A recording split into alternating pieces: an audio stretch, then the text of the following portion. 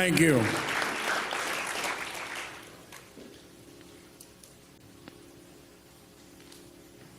I want us to not sit here and act like we had a funeral on the schedule.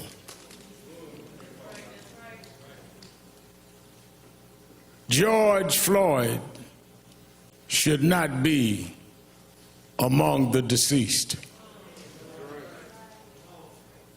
He did not die of common health conditions. He died of a common American criminal justice malfunction. He died because of there has not been the corrective behavior that has taught this country that if you commit a crime, it does not matter whether you wear blue jeans or a blue uniform, you must pay for the crime you commit.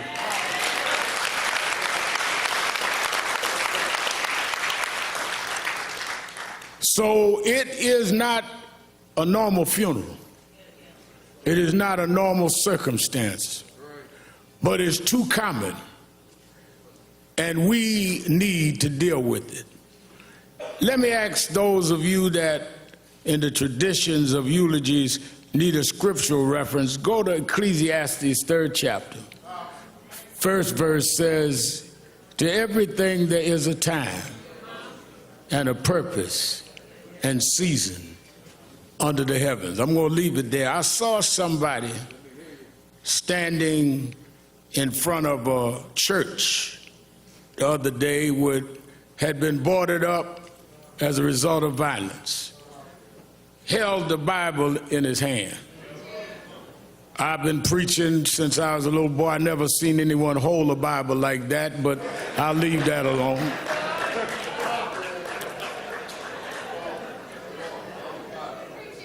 But since he held the Bible, if he's watching us today, I would like him to open that Bible.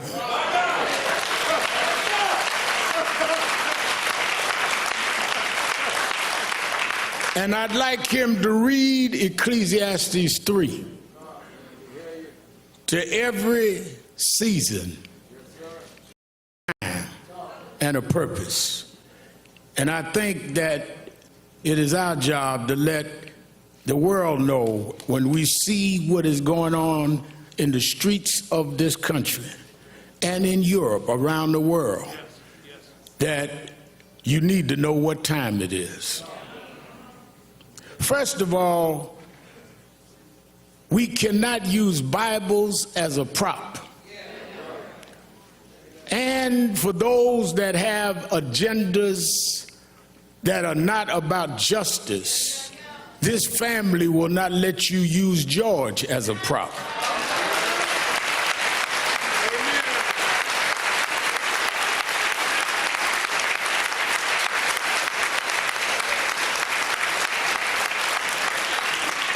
If you want to get your stuff off, don't use him. Let us stand for what is right. Because when I got the call from Attorney Crump, and usually when he calls me, it's not to find out how I'm doing. It's usually because something happened that he wants National Action Network and I to get involved. And he explained to me what was happening with this case. And I'd already heard about it in the media. And immediately I said, well, let me know what you want me to do. He said, whatever you need to do. One of the things, Martin, that I've always had to deal with is critics would say, all Al Sharpton wants is publicity. Well, that's exactly what I want. Because nobody calls me to keep a secret.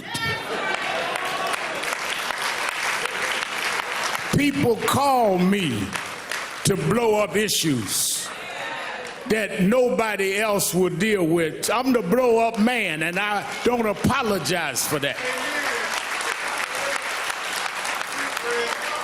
Because you get away too much with hiding things.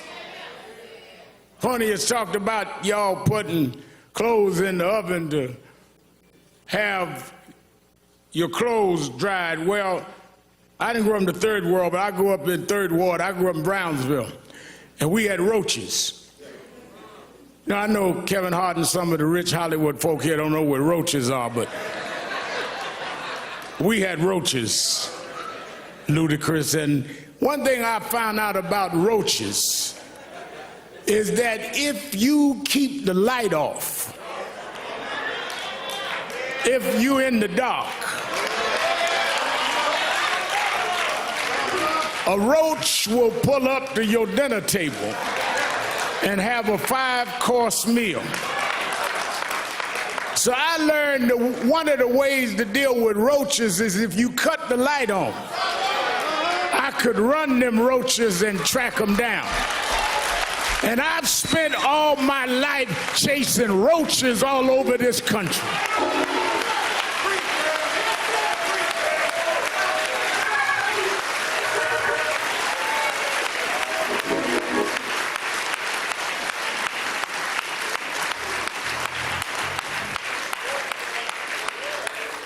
As soon as I talked to the family and got the details and heard that among George's last words was, "I can't breathe," with a knee on his neck, I immediately thought about Eric Gardner. I did the eulogy at his funeral, and I called his mother, and I said, "I know we are not going out because of the coronavirus, but this is so much like Eric. If we could arrange some private way to go to Minneapolis, would you go?" And she said, "Rem Al, I'm already packing, let me know." Tyler Perry said, "I'll give the families, the plane, whatever y'all need, because this is wrong." Robert Smith said, "Don't worry about the funeral costs." People across economic and racial lines started calling and getting in. And we flew out here, her and I, last Thursday. And when I stood at that spot, reason it got to me is George Floyd's story has been the story of black folks. Because ever since 401 years ago, the reason we could never be who we wanted and dreamed of being is you kept your knee on our neck.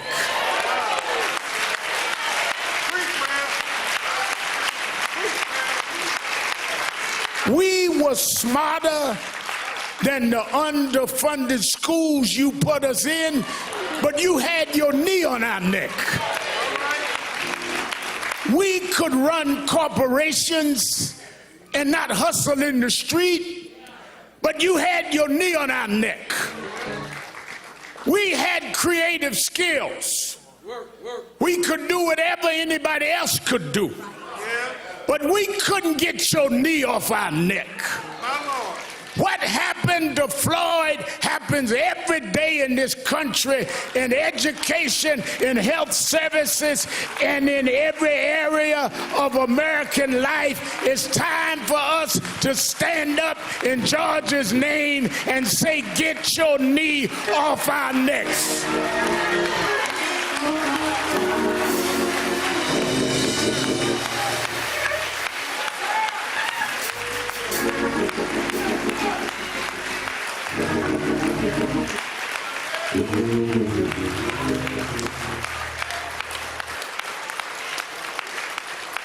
That's the problem, no matter who you are. We thought maybe we had a complex, T.I., maybe it was just us. But even blacks that were broke through, you kept your knee on that neck. Yeah. Michael Jordan won all of these championships, and you kept digging for mess because you got to put a knee on our neck. White housewives would run home to see a black woman on TV named Oprah Winfrey, and you mess with her because you just can't take your knee off our neck. Man comes out of a single-parent home, educates himself, and rises up and becomes the president of the United States. And you ask him for his birth certificate because you can't take your knee off our neck.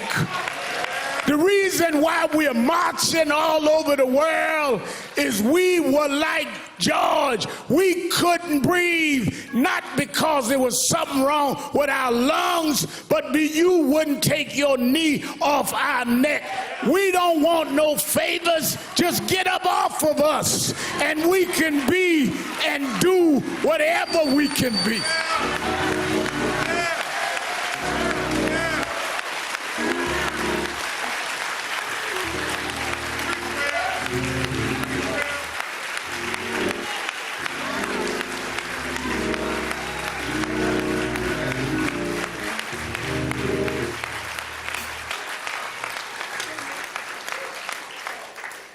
There have been protests all over the world. Some have looted and done other things. And none of us in this family condones looting or violence. But the thing I want us to be real cognizant of is there's a difference between those calling for peace and those calling for quiet.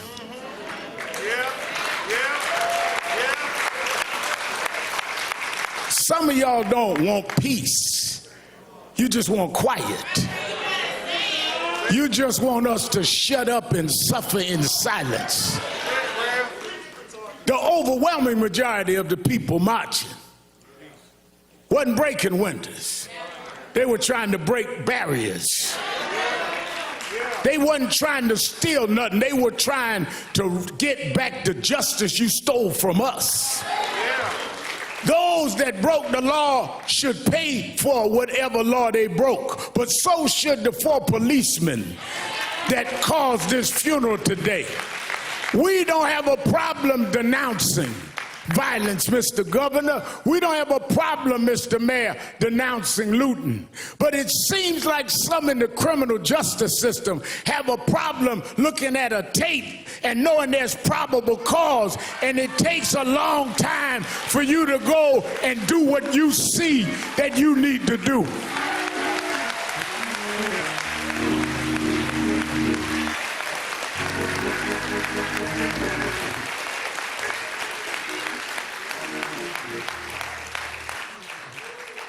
But I'm one that, as Ben Crump said, National Action Network and I have been involved in a lot of these fights we started around criminal justice.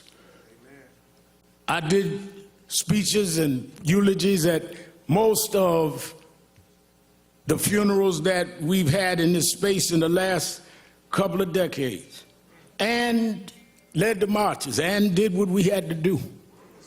I look at Martin III, we went to jail together, fighting these fights, like his daddy went to jail before. But I'm more hopeful today than ever. Why? Well, let me go back. Reverend Jackson always taught me, stay on your text. Go back to my text, Ecclesiastes. There is a time and a season. And when I looked this time and saw marches where, in some cases, young whites outnumbered the blacks marching, I know that it's a different time and a different season. When I looked and saw people in Germany marching for George Floyd, it's a different time and a different season. When they went in front of the Parliament in London, England, and said it's a different time and a different season, I come to tell you, America, this is the time of dealing with accountability in the criminal justice system.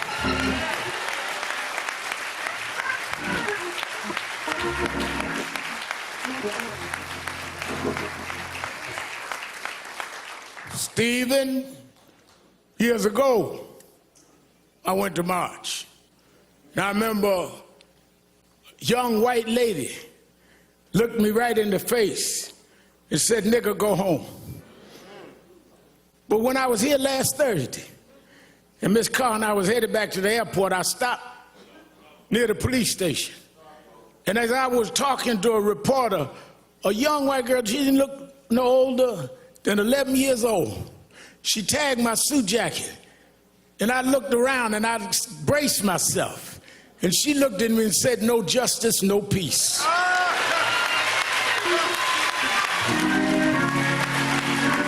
It's a different time. It's a different season. And if my Bible carrying guy out in front of that boarded up church, if I got him to open up the Bible, I want you to remember something. You know, I was late last October to an appointment because the time changed. And I was still, my watch was on the wrong time. You know, once a year, time goes forward. And if you don't, Congresswoman Omar, move your watch, you're going to find yourself an hour late, not because your watch was wrong, but you had your watch on the wrong time. Well, I come to tell you that are sitting in Washington, talking about militarizing the country, thinking that you can sell wolf tickets to people who's had enough of abuse. I come to tell you, you can get on the TV, but you on the wrong time. Time is out for not holding you accountable. Time is out for you making excuses. Time is out for you trying to stall. Time is out for empty words and empty promises. Time is out for you filibustering and trying to stall the arm of justice.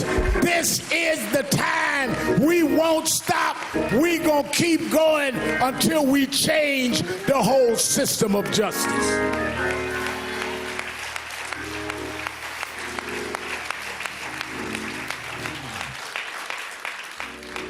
Our organizations have called this a day of mourning.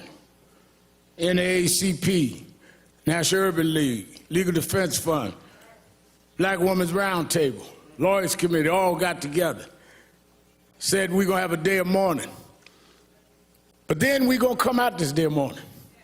Because as some of our experts, Cheryl Eiffel and others that know the legal field have outlined a legal process that we must enforce, everything from residency to dealing with police backgrounds not being hidden. I talked to Governor Andrew Cuomo today in New York. He says we got to change 58 where the backgrounds are stopped of policemen. We need to know if they stop you, they find out everything you ever did. Why don't we know when policemen have a pattern?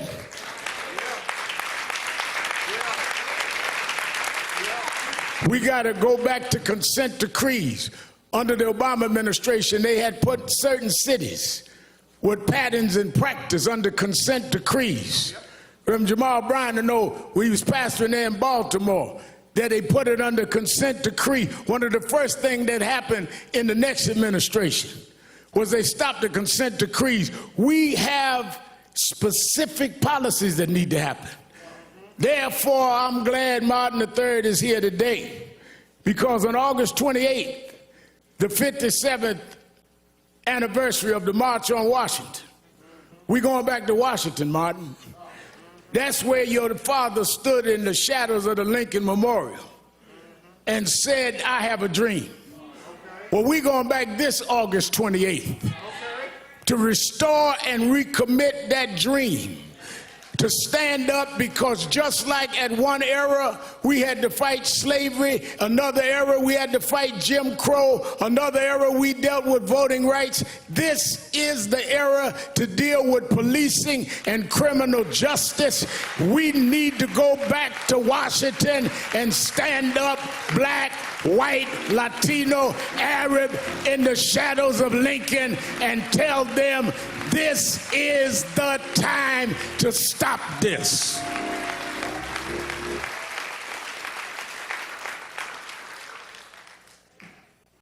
We Martin and I talked about this. I've asked Reverend Bryant to get the faith leaders together. I talked Randy Weidengard about the labor leaders. Oh no, we're going to organize in the next couple of months in every region, not only for a march, but for a new process. And it's going to be led by the Floyd family. And it's going to be led by the Garner family. And it's going to be led by those families that have suffered this and knows the pain and knows what it is to be neglected. Yeah. And it's going to be getting us ready to vote not just for who's going to be in the White House, but the State House and the city councils that allow these policing measures to go unquestioned. We are going to change the time. Let me say this to the family who has shown such great grace and real level and balanced thinking. And that's why I want them to help lead this. And I think one of the greatest thinkers of our time, Dr. Michael Eric Dyson, I've asked come and speak. We need to break down, because y'all don't know what time it is. Y'all are operating like it's yesterday. And the reason y'all late catching up to what these protests means is because you didn't turn your clock forward. Talking about make America great. Great for who and great when? We gonna make America great for everybody for the first time.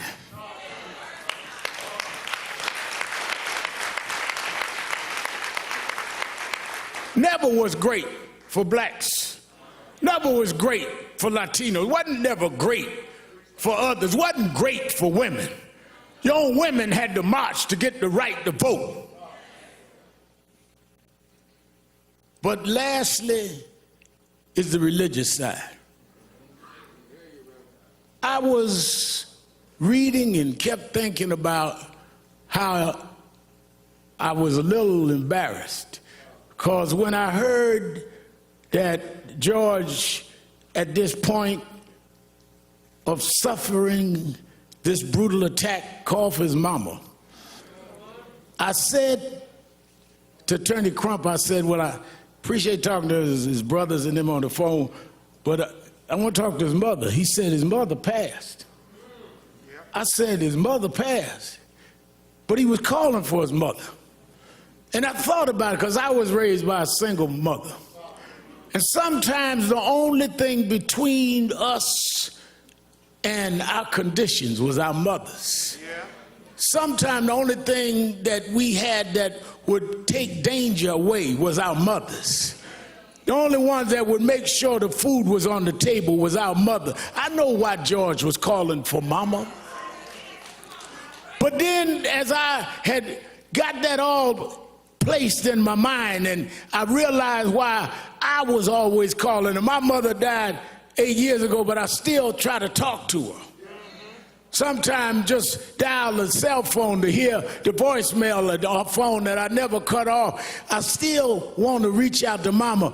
But talking to Quincy last night, one of his 5 children, Quincy said, you know, I was thinking maybe he was calling his mother, because at the point that he was dying, his mother was stretching her hands out, saying, come on, George, I'll welcome you where the wicked will cease from troubling, where the weary will be at rest.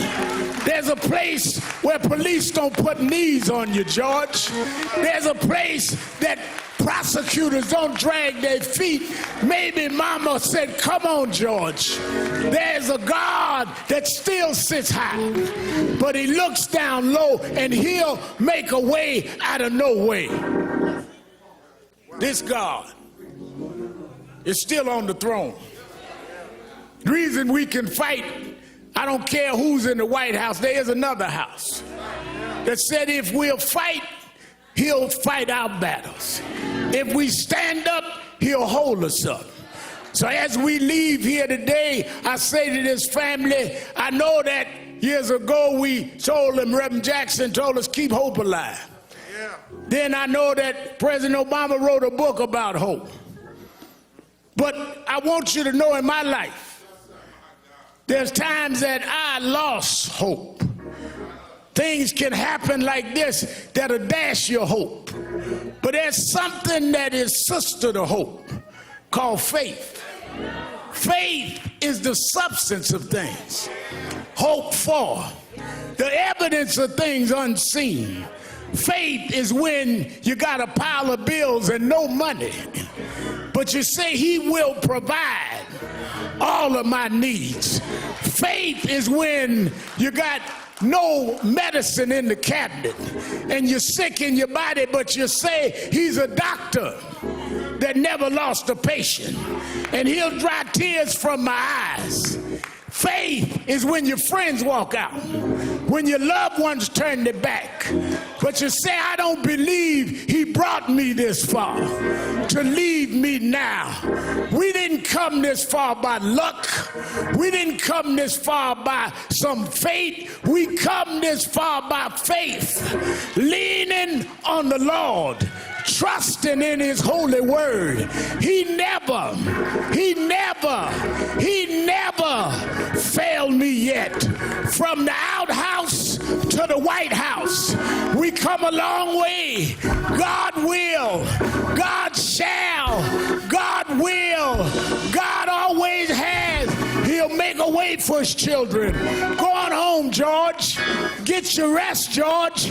You changed the world, George. We're going to keep marching, George. We're going to keep fighting, George. We done turned the clock, George. We're going forward, George. Time out. Time out. Time out.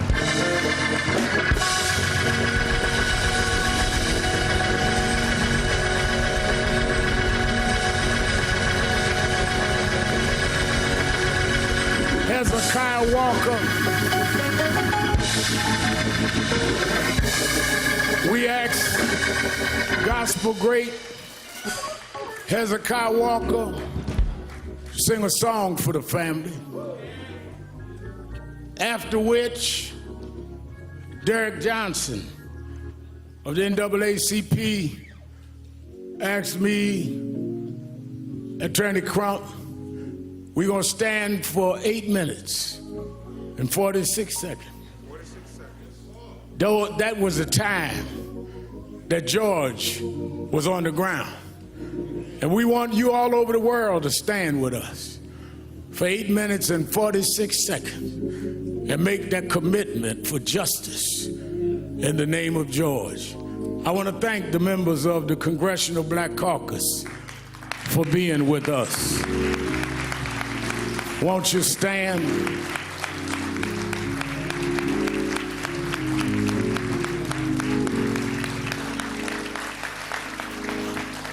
I want to thank the son and heir and co-convener, Dr. Martin Luther King III, for being with us.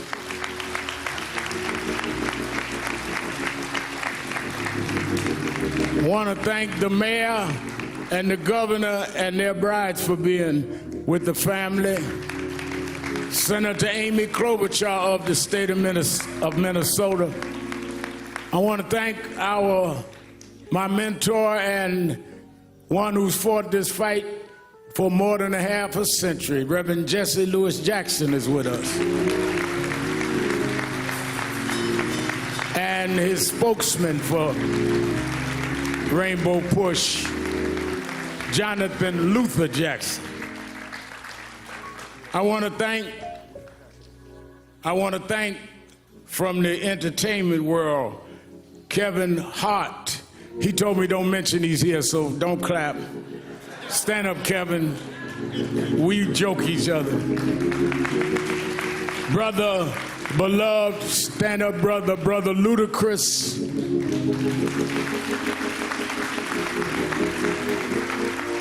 Tyrese Gibson, who's an extraordinary activist in his own right. Master P.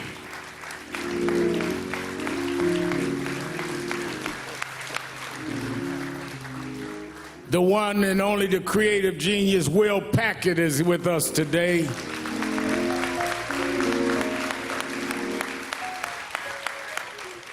And a brother that we've marched together and done a lot of things. He does not just put his name on somebody's petition, he puts his body on the line. Brother T.I. is in the house.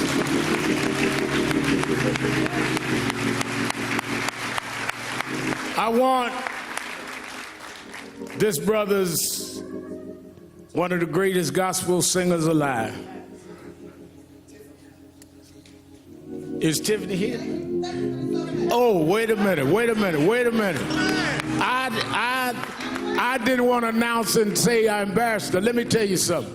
One of the most popular, outstanding artists that is also committed. I've read her interview. She think I'm old and don't read stuff, but I do. And she's been committed and saying the right things, and she wanted to be here today. And I was so busy joking with Kevin, I didn't even look at her. Let us welcome our sister beloved, Sister Tiffany Haddish is in the house.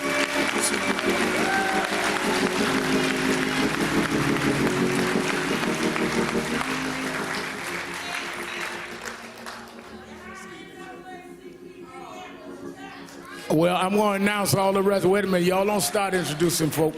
I got them all.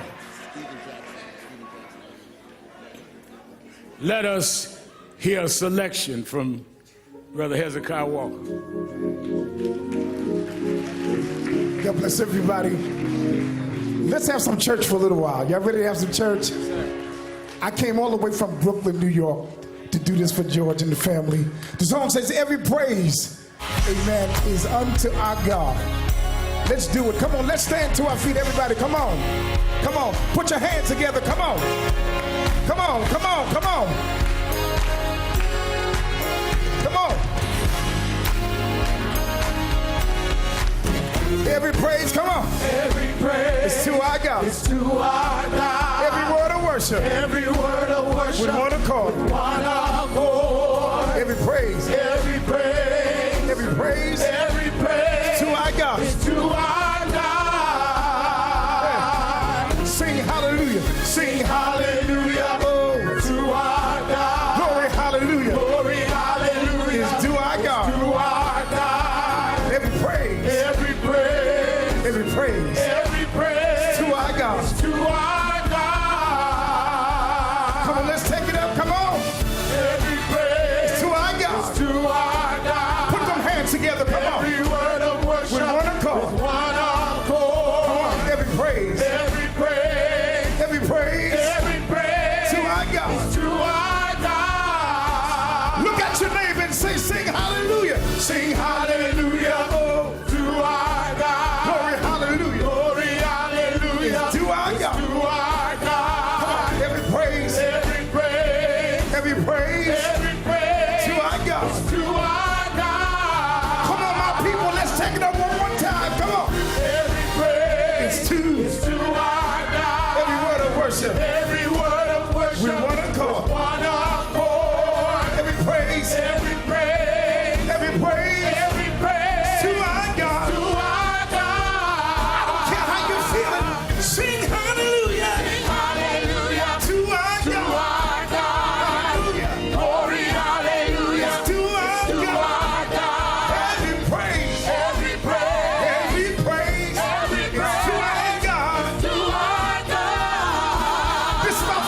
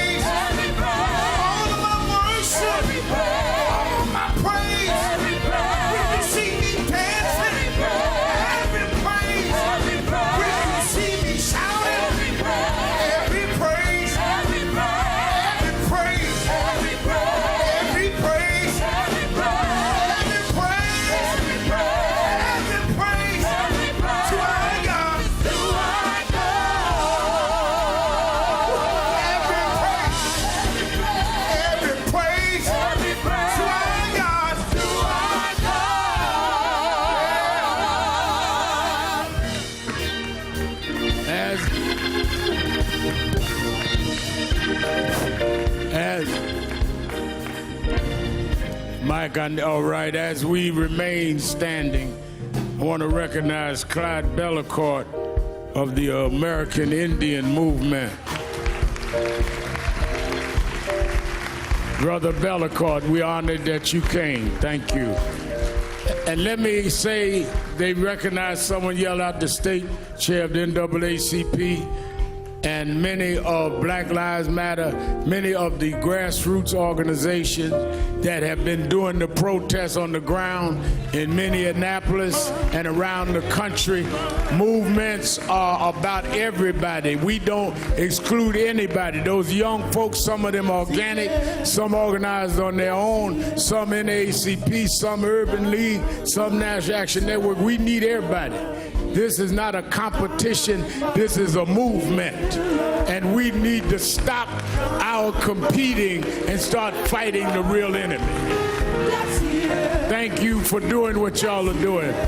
When I got here, they were marching, and they kept marching. They didn't need nobody to come organize something. They organized, and we're going to stay organized. And I really thank them for their work. We want to pause for 8 minutes and 46 seconds.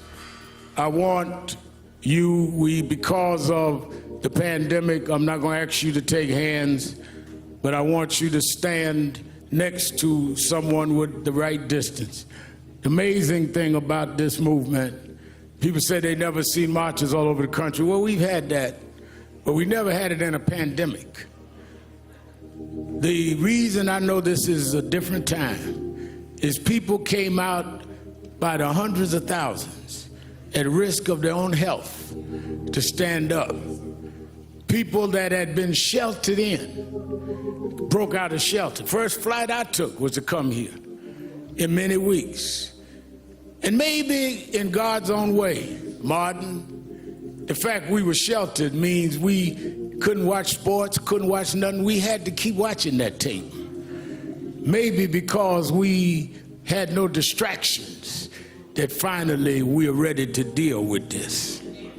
So as we stand, I would like us to stand together, and I think there's only one woman up here. I want Tiffany, since I was disrespectful, would you come stand with us up here? Tiffany Haddish, so you won't be talking about me in your next interview. And I would like the mother of Ergana, who's mother of the one who originally died of police custody, saying, "I can't breathe," to stand with me and Ben Crump on stage. It's Gwen Carr. Let us stand. Somebody said, Reverend, 8 minutes is a long time. That meant it was long enough for the police to understand what they were doing. That means it was long enough for one of them 3 cops to stop what was going on. That means it was long enough for whatever this officer had in mind for him to rethink. As you go through these long 8 minutes, think about what George was going through, laying there for those 8 minutes, begging for his life. Heard someone say, narrating his own death. We can't let this go. We can't keep living like this. Sam Jackson, is Sam still here? Steve Jackson, is he here? Steve, we won't recognize, I was recognizing everybody. We got to stop this here. And we got to, in this time, bring about a new season. Let us stand still. You that believe in faith, bow your heads, or whichever way you worship.